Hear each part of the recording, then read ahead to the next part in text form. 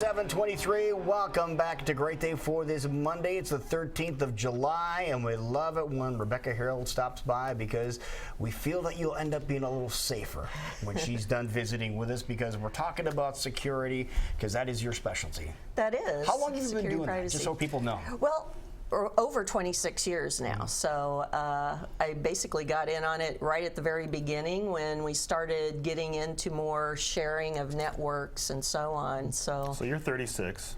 I started when I was in grade school. Yeah. So. And you're doing very well, too. But always something happening, always some kind of security type breach, it seems, is being revealed every day. Well, a lot of people were scared when airplanes were landed because there was a computer issue. Then all of a sudden our stock market stopped because there was a computer issue. So Wall Street Journal. We're like, okay, is this related? Are these being hacked? What's going on now that our computers are controlling so much of our lives? And you know, that's the first thing probably people think.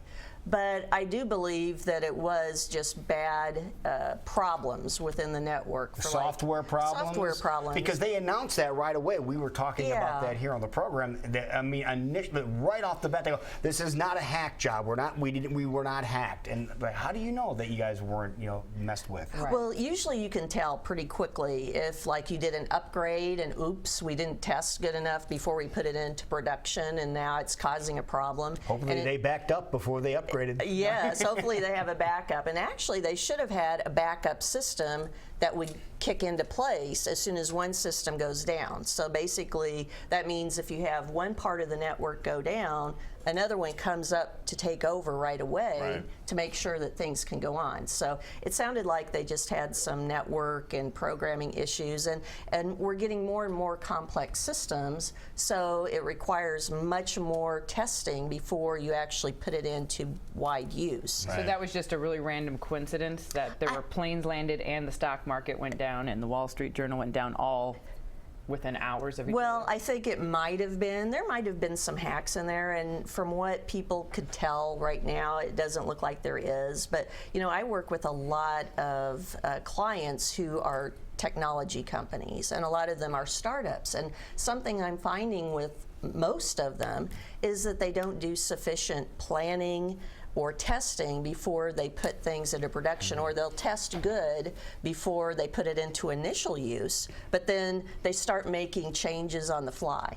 And when you start making changes on the fly in production, that can cause some really bad side effects that you hadn't foreseen. Which scares me a little bit when you're dealing with airplanes. Yes. And people's money with the stock market and things like that. It's like, ooh, you don't want to be messing with Well, that. speaking of the airplanes too, how you can get onto the internet now while you're in the plane. And there was recently, earlier this year, researchers said, oh, well, I got into the plane controls through the internet. The cockpit, And you would think there'd be a very good firewall built between that system and the other system. And so, I think he was a very smart guy with a lot of experience, and he had the tools to be able to do that. So hopefully they're learning.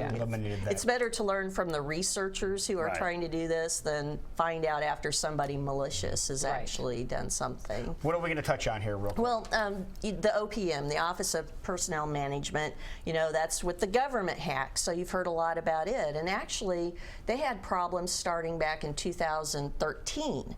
And in 2013, they had a couple of their contractors who had access into their system. A couple of their contractors had their systems breached. So right there, is a problem when your third parties you use to get into your system and support it are breached.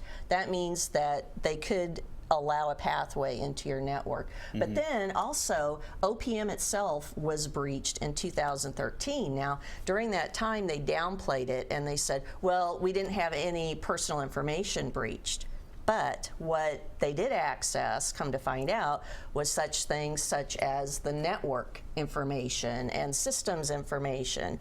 And if you want to break into a system, what do you want to get? The information about all of the networks and how they run and so on.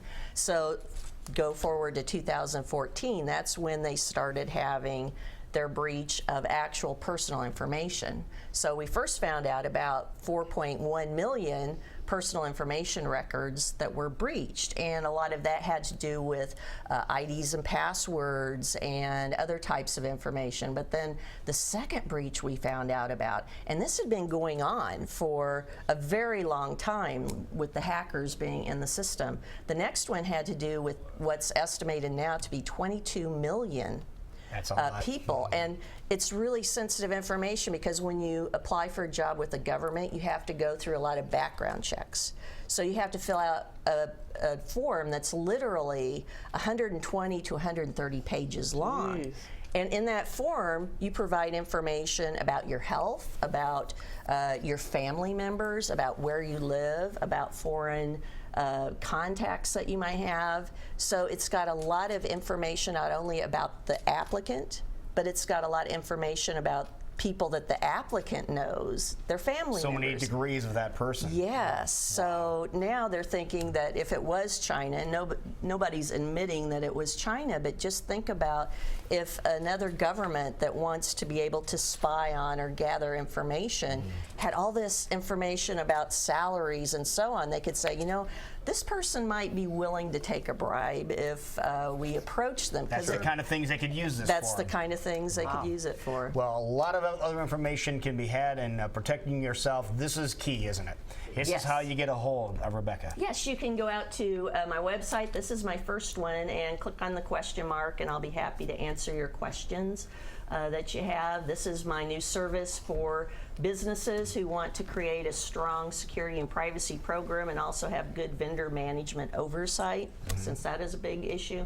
And then this is my consulting site. So if you want to have a call and just ask about how to better protect your business and so on, click on the question mark there, and I will be happy to answer you. And I'm on Twitter at PrivacyProf. Nice. And she answers questions there too.